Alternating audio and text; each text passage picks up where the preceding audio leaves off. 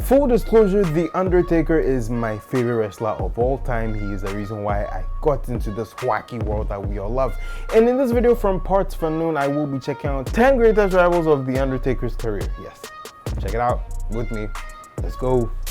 Spooks the Ghost Lad, Big Old Daddy Evil Chops, The Great What? Scowler, Punch McLightning, Stuart Pork, Captain Black Hat Smokin' Fog, Tall Bastard, Mr. Creeps, Scary Mary, Blood Tony, what happened? Deadward Cullen, Mr. Night Fright, Long-Haired Mitchell, Humphrey Ghost, Undeadward Scissorhands, Casper the Bell Endley Ghost, the Haunty Hallowed Gaunty Fella, Cult Master P, Dr. Foggy Longhair, Frightingale the Nightingale, Whoa. Professor... Who came up with all these names? Okay, I'm just gonna skip it. Hebe Von Jeebies, Iggy the Grave Diggy Piggy, Terry Scowls and Growls, Menacing Michael the Frightful Disciple, Christopher Deadman Walken, Dr. Grim Medicine Woman, No. Mr. Creeps Who Reaps the Peeps, Evil Dad 3 Army of Dadness, Angry Chad the Tombstone Dad, Mark Callie from Death Valley, Crumbopulous Markle. Thank you, Adam, for years of nonsense. Anyway, what are we talking about again? Oh, yeah. I'm Tempest hailing from partsFUNknown, and these are the 10 greatest rivals of The Undertaker's career. Oh, okay, that's and what before we get on with our list, make sure, of course, that you like this video and subscribe so you never miss a fun list just like it. We chronicled John Cena's greatest rivals, and you seem to like that. So make sure that you watch that video if you haven't already, and let us know in the comments which other wrestlers you want to see have their career rivals listed and ranked.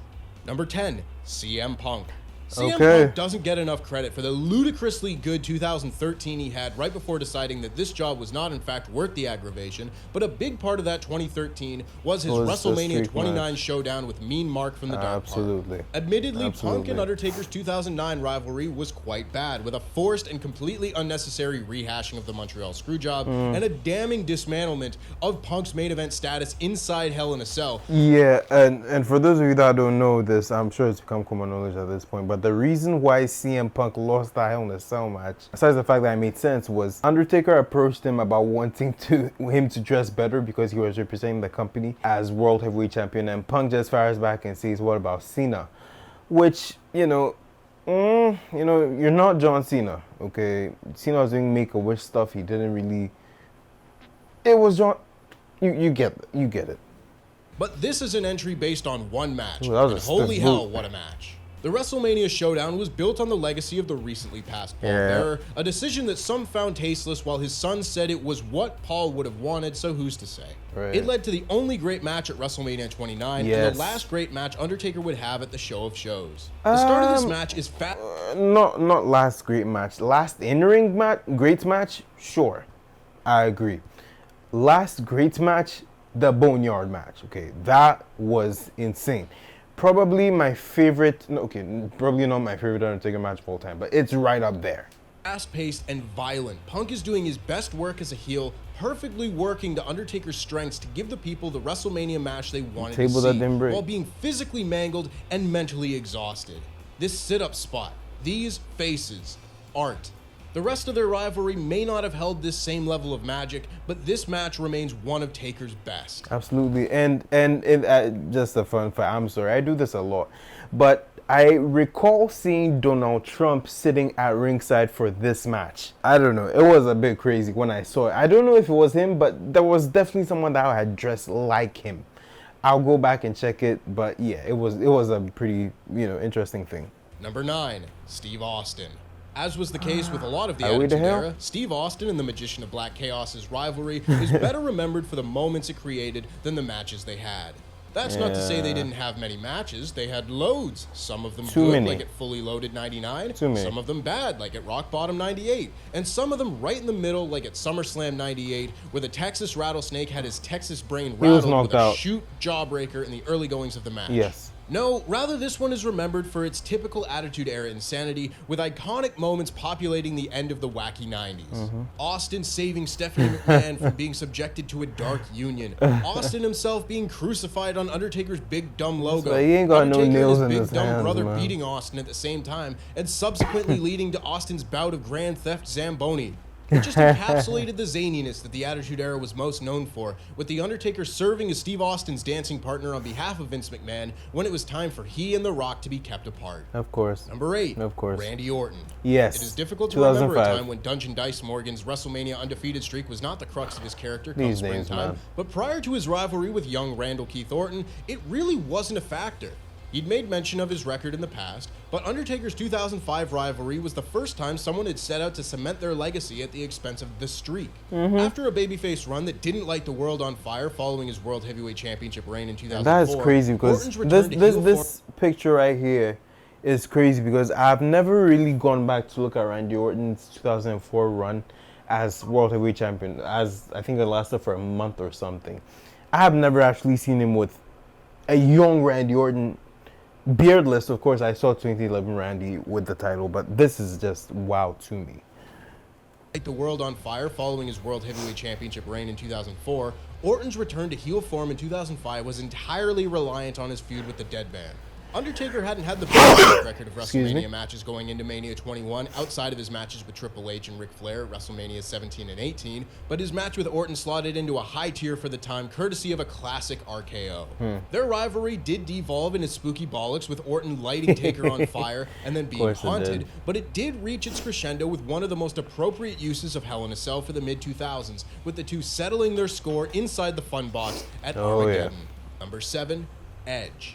This is where we start getting Edge into is at number legitimately 7. great I wonder territory who's... with Edge and Mark Necrofear's I would've put him year-plus higher. rivalry from the late 2000s. Edge had properly come into his own as a main event heel in 2006 and was rewarded with an extended run and WrestleMania main event against The Undertaker beginning in 2007 and ending in 2008. Edge begins his year of torment by cashing in Money in the Bank on Taker to win his first World Heavyweight Championship, and then some months later costing the Phenom the title again by dressing as a cameraman and disrupting Taker's Hell in a Cell match with Batista at Survivor I hated Series. this so much. Everything built to their match at WrestleMania 24, a match that perfectly demonstrated that despite Edge's best planning and preparation, no amount of counters and underhanded tactics could beat Taker at WrestleMania. Their rivalry continued on with 3 straight pay-per-view rematches, the final of which coming in Edge's specialty of TLC, with the added stipulation of Taker's career being on the line. This all led to the Dead Man's return following the failure of Edge's marriage, capping off their rivalry for good inside Hell in a Cell. The use of both men's specialty matches perfectly paralleled one another, and the use of Hell in a Cell at SummerSlam gave the audience the second of a pair of truly cathartic moments in this rivalry, where The Undertaker finally managed to swat the annoying Canadian mosquito that had been buzzing in his ear for the last year. Yeah, and then he sends him to hell, which I totally bought as a 12-year-old, but Jesus, man. No, I'm sorry, I was 11 at the time. It's still crazy. Number 6. Batista. Yes, okay. People did not have high expectations for Big Dave, owner I'd of put Dave Edge Land, higher. and the Nightmare Penguins match at WrestleMania 23. Batista had not had a good 2006, and The Undertaker had yet to begin his late career resurgence as a super worker, but all of that changed with this match, which also kicked off a string of WrestleMania show-stealing matches on the part of the Dead Man that honestly stands as perhaps the greatest accomplishment of his career. And I'm going to put this out there. This match should have main evented WrestleMania 23. I don't care what anybody says. Sure, Cena, HBK, great match for the most part. This match went on 4th. I remember this so well. So that WrestleMania was the Money in the Bank first. Then it was Kane and Great Khali, and they had that dangling hook thing because Kane wasn't seeing no evil. Then there was the US Championship match with Benoit and MVP. And then this match was on 4th. Atrocity. This match should have main evented WrestleMania 23. Good on them that they put his match on last at Mania 24 and then wanted to screw him over at 25, then put him back at 26. So, anyway. Batista and The Undertaker had incredible in-ring chemistry with one another, and it became clear that their WrestleMania barn burner was not an outlier very quickly as they repeated their magic a month later at Backlash in a very fun last man standing match. And another, I'm sorry I keep cutting it. The first proper pay-per-view I saw when I started getting into wrestling was Backlash 2007. I still have the VCD somewhere in a drawer in my storage. But this was the first pay-per-view I ever saw as a kid, and I fell in love with it. So it was later that I saw the WrestleMania 23 match, and it was crazy, man. Undertaker had to take the summer off with an injury, but upon his bicep return, they injury. got right back to business with a great rematch at Cyber Sunday that saw Batista get one of the biggest clean wins of his I was career shocked and about finish this things one. off again inside Hell in a Cell. It Edge. won the Wrestling Observer Newsletter's award for Best Rivalry of 2007, and that even makes me tempted to forgive them for having the first ever chairs match. The chairs match 5, wasn't so bad. Brock Lesnar. Had Brock Lesnar and the Earl of Demise's match at WrestleMania 30 been a classic, it would seem that there would be a strong possibility that that would have been curtains for old Taker. Then again, Saudi money was only a few years away, and we know what that does to seemingly sacred retirements. Don't remind me. As it stands, Undertaker and Brock Lesnar had a pair of memorable rivalries over a decade apart. First in 2002, with Undertaker serving as the true test of young Brock's rise on SmackDown. Yes. And then in the mid-2010s.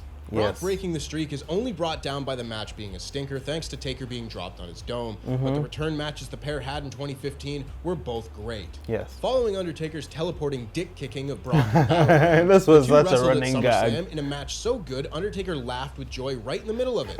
Look at him laugh.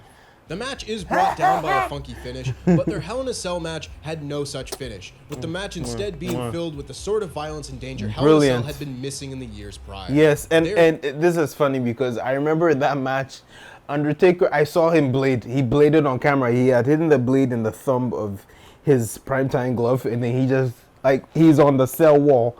And when Brock is going to do something, he just goes like, zoop. It's like gushing everywhere.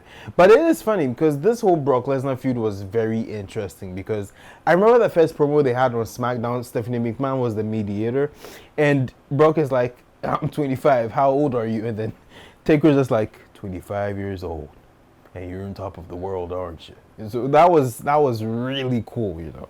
Are two men bound by one of wrestling's most historic moments, but also their tremendous matches serving as the bread on either side of that history sandwich. Number 4, Triple H. One of the few trilogies of I might have WrestleMania put him a little matches, higher up, arguably but the okay. best one in terms of sheer quality. Yes. Triple H and Marky Python and the Holy Grail's Black Knight had their first WrestleMania match way back in 2001. AKA the match with the most ludicrous ref cell ever, and trips being pitched off a scaffold onto a lovely soft crash pad. Wait, we weren't supposed to show that. They were not but supposed to show the that. rivalry really took off a decade later. Yep. Undertaker's end of an era WrestleMania feud with DX was the peak of the streak's aura, and the matches with Triple H at WrestleMania 27 and 28 play a very large role in that. Undertaker had beaten Shawn Michaels decisively at he got a WrestleMania handful of 25 and tights. 26, but that first match with Triple H at 27 brought The Undertaker back down to earth with a violent battle that saw Taker not even be able to leave the building under his own power. A moment that Shocking.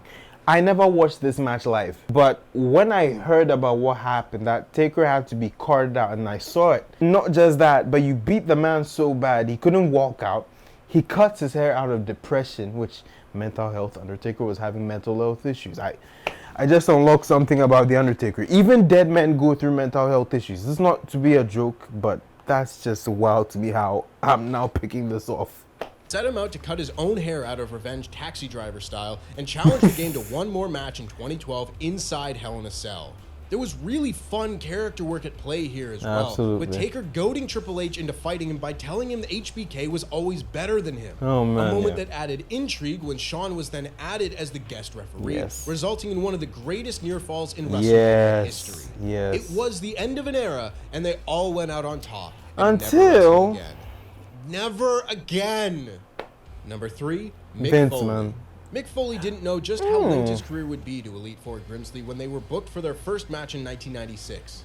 Foley has said that he thought he would be brought in for his pay-per-view match with The Undertaker at King of the Ring 96, lose the match, and continue on his way. But little did he know that he would actually win that match and begin a rivalry that would continue off and on. Why does Taker look like he's laughing over here? Interesting. And change his life forever. Hell in a Cell was a winning concept right out of the gate, but the infamous match at King of the Ring 98 between Taker and Foley cemented it as the most dangerous match in WWE at the time and firmly established its legacy for years to come. The two are responsible for one of the most iconic and horrifying moments in the history of wrestling, a moment that will live on forever, a moment that has immortalized both Taker and Foley in the annals of WWE now and forevermore. Putting Foley at 3 on this list almost feels like a disservice to the man, considering what this moment did to him, but for as iconic as Foley and Taker were together, it is impossible to argue against the connection Taker had with two others. Sure. Number 2, Kane. All this history Number one has and to be not Shawn. a single good match between them. Keep that in mind for the next time you think I only give props to folks who do the flippy doos. I am inclined to disagree. I'm heavily inclined to disagree with what he just said, because the WrestleMania 98 match, I think that was cool. 2004, when he came back as the Dead Man, lackluster, but it was fine. My favorite match from them has to be the Hell in a Cell in 2010 with Paul Bearer involved. That's the one for me. But hey, everyone has a difference in opinion, so I can accept it, but I don't agree with it necessarily. Kane had a myriad of failed gimmicks before finally hitting the Yes, bullseye boy. in Bad Blood 97, ripping the Hell in a Cell door off its hinges to confront Brother Marcus, King of Darkness. Taker and Kane were linked from that moment my on, God, these names, routinely man. finding their way back to one another as enemies or as partners, constantly flip-flopping between the two. Despite their in-ring chemistry being about as positive as my chemistry grade in high school, it is impossible to deny just how iconic the Brothers of Destruction are. This is such a cool shot. This is from 2008, if I'm not mistaken. Kane was ECW champ. Oh man, this was, I think, the first. I'm sorry, I'm being a bit of a neek right now. This has to be the SmackDown after WrestleMania 24. I believe they were put against each other because Vicky wanted to be like brother versus brother, and then the La Familia attacked them. And this is the scene. This is the. I'm sorry, I'm neeking out right now. This is also the same night where Kane and Taker tombstone Edge and Chavo. And, you know, but this is such a great shot. Like, Brothers of Destruction holding gold. Ooh, the stuff you love, man. Anyway. Are together. Their storyline heading into WrestleMania 14 being that Kane set Undertaker on fire. God, this happens to him a lot. And Taker Too much, walking through actually. the fires of hell to ask his parents permission to fight him is the kind of hilarious nonsense that the two characters were built on, but done with the level of charm wasn't that made hilarious. their first clash at WrestleMania an actual attraction. Kane's mere existence gave an enormous amount of depth to The Undertaker's character, Oh, yeah. if you consider ever-changing spooky lore to be depth, which in this case I do. When you think of characters most closely paired with The Undertaker, it is Paul Bearer and Kane at the top of this list. That's it. But in terms of rivals, the top spot has to be Shawn. held by number one, Shawn Michaels. Nailed the list. For two people who didn't like each other outside the ring, Shawn Michaels and Forrest Weller Mip sure did make magic inside the ring. Maybe the best rivalry in WWE history in terms of match quality, Undertaker and HBK had their first all-time classic match in the first ever Hell in a Cell match in 1997, a five-star match in every sense, and their Absolutely. careers would only continue to elevate one another as they continued to age like a pair of fine wines. Following their casket match at Royal Rumble 98, the two would not share the ring together again That's until the 2007. phenomenal final minutes of the Oh, 2007 love Royal Rumble, this a battle match. that would set the stage for their generation-defining matches at WrestleMania 25 and 26. Yes. There had been debate over which match in Undertaker's streak had been the best prior to these matches, but once they were through, that debate had been thoroughly settled. Michaels and Undertaker's Heaven and Hell parallels shine through not only in the entrances of both men at WrestleMania 25, but in the performance. build-up to their rematch at 26, resulting in maybe the greatest wrestling video package ever. Oh my God, yes. If he's talking about, there's two of them actually. The greatest video wrestling. There's two of them. There's the one with the cover of Running Up That Hill by Placebo, and then there's the one that plays right before the match. I cannot pick which one I like more than the other. I just can't. It was just too good. Neeking out again. Capping off The Undertaker's greatest rivalry with wrestling's single greatest retirement match because Shawn never wrestled again. And that's our list. Make sure, of course, to... Yeah, you know, a lot of wrestling fans, and I was gonna review this, but I decided not to because it hurt my head so bad. But great list. I think they nailed it. I would have put Edge a little higher because he caused Undertaker way too many problems. Cost the man his career at one point. You know, I'm thinking of so many others. Great job by partsFUNknown. Head on to their channel, go subscribe. That's going to be for this video. Please do subscribe to this channel, like this video, and check out this video that YouTube thinks you will like. And I will see you in another one. Take care. Peace, my G's.